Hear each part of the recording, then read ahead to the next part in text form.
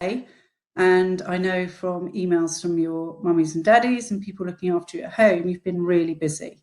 So pleased, the work you're sending us is just fantastic. You're all working really, really hard and we love getting it. So keep it coming. But as I say, it's the end of the day. So we need to read chapter 18 of Charlie and the Chocolate Factory. And I've put some little pictures up on the screen. These are the characters from the story. So look, you can see Mr. Wonka in his fabulous velvet tailcoat and all the children and their parents going to visit the factory. Look, there's little Charlie Bucket at the back with Grandpa Joe. Wonder which one is Mike TV. Can you see him in the picture? Look, he's all the ones with the toy guns. Right, let's get on to chapter 18, Down the Chocolate River.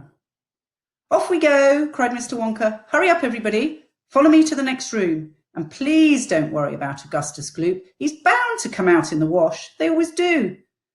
But we shall have to make the next part of our journey by boat. Here she comes. Look. A steamy mist was rising up now from the great warm chocolate river. And out of the mist there appeared suddenly a most fantastic pink boat.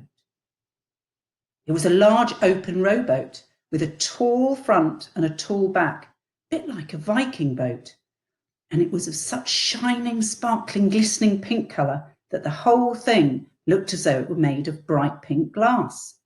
There were many oars on either side of it, and as the boat came closer, the watchers on the riverbank could see that the oars were being pulled by masses of Oompa Loompas, at least 10 of them, to each oar.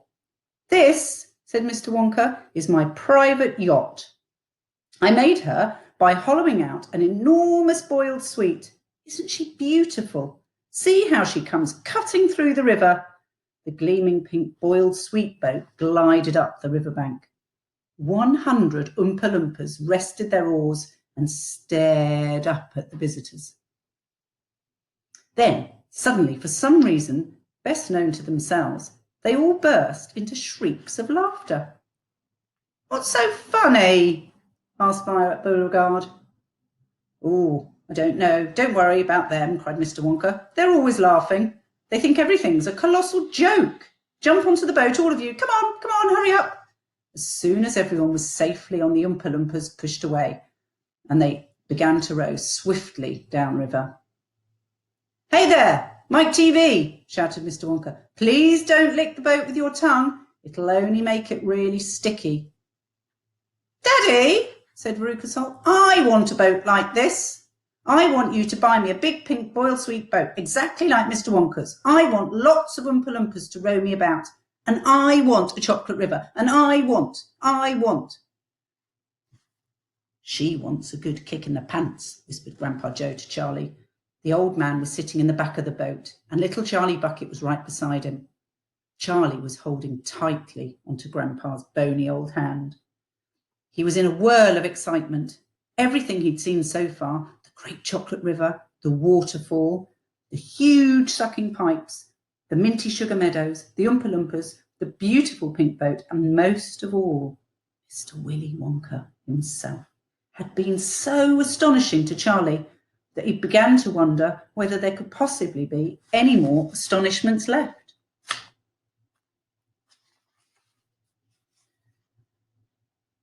Where were they going now? What were they going to see? And what in the world was going to happen in the next room? Oh, isn't it marvellous, said Grandpa Joe, grinning at Charlie. Charlie nodded and he smiled up at the old man. Suddenly, Mr. Wonka, who was sitting on Charlie's other side, reached down into the bottom of the boat. He picked up a large mug and dipped it into the river. He filled it with chocolate and he handed it to Charlie. Drink this, he said. It'll do you good. You look starved. Then Mr. Wonka filled a second mug and gave it to Grandpa Joe. You too, he said. You look like a skeleton. What's the matter? Hasn't there been anything to eat in your house lately? Well, no, not much, said Grandpa Joe. Charlie put the mug to his lips, and as the rich, warm, creamy chocolate ran down his throat into his empty tummy, his whole body from head to toe began to tingle with pleasure, and a feeling of intense happiness spread over him. You like it? Asked Mr. Wonka. Oh, it's wonderful, Charlie said. The creamiest, loveliest chocolate I've ever tasted, said Grandpa Joe, smacking his lips. That's because it's been mixed by waterfall, Mr. Wonka told him. The boat sped on down the river. The river was getting narrower and narrower, and there was some kind of dark tunnel ahead, a great round tunnel that looked like an enormous pipe. The river was running right into the tunnel, and so was the boat. Row on, shouted Mr. Wonka, jumping up and down and waving his stick in the air. Full speed ahead. And with the Oompa Loompas rowing faster than ever, the boat shot into the pitch-black tunnel, and all the passengers screamed with excitement. How can they see where they're going? Shrieked Violet Beauregard in the darkness. There's no knowing where they're going, cried Mr. Wonka, hooting with laughter. He's gone off his rocker, shouted one of the fathers aghast, and the other parents joined in the chorus of frightening shouting. He's crazy, they shouted.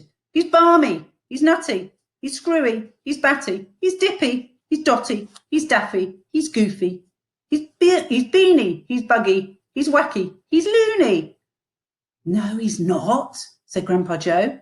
Switch on the lights, shouted Mr. Wonka, and suddenly on came the lights, and the whole tunnel was brilliantly lit up, and Charlie could see they were indeed inside a gigantic pipe, and the great upward curving walls of the pipe were pure white and spotlessly clean. The river of chocolate was flowing very fast inside the pipe, and the Oompa Loompas were all rowing like mad, and the boat was rocking along at a furious pace.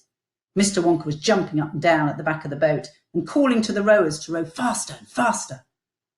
He seemed to love the sensation of whizzing through a white tunnel in a pink boat on a chocolate river, and he clapped his hands and laughed and kept glancing at his passengers just to see if they were enjoying it as much as he was. Look, Grandpa, cried Charlie. There's a door in the wall. It was a green door, and it was set into the wall of the tunnel just above the level of the river.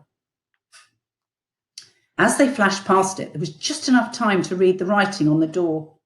Storeroom, number 54, it said. All the creams, dairy cream, whipped cream, violet cream, coffee cream, pineapple cream, vanilla cream, and hair cream. Not sure hair cream would be very tasty. Hair cream, shouted Mike TV. You don't use hair cream. Row on, shouted Mr. Wonka. There's no time to answer silly questions. They streaked past a black door. Storeroom, number 71. Whips, all shapes and sizes. Whips? Cried Veruca Salt. What on earth do you use whips for? For whipping cream, of course, said Mr. Wonka.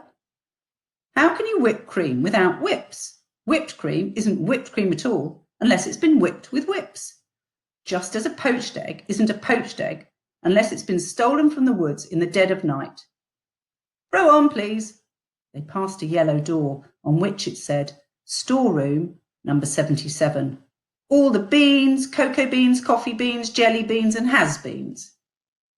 Has-beens? Cried Violet Beauregard. You're one yourself, said Mr. Wonka. There's no time for arguing. Press on, press on. But 5 seconds later, when a bright red door came into sight ahead, he suddenly waved his gold-topped cane in the air and shouted, Stop the boat! I wonder where they are. Chapter 19. I have to wait until tomorrow. And it's called The Inventing Room, Everlasting Gobstoppers and Hair Toffee. And I think Mrs. Jenkins is going to read that to you tomorrow. So, bye, Sycamore. Stay safe. Have a lovely evening. And I'll see you tomorrow. Bye-bye.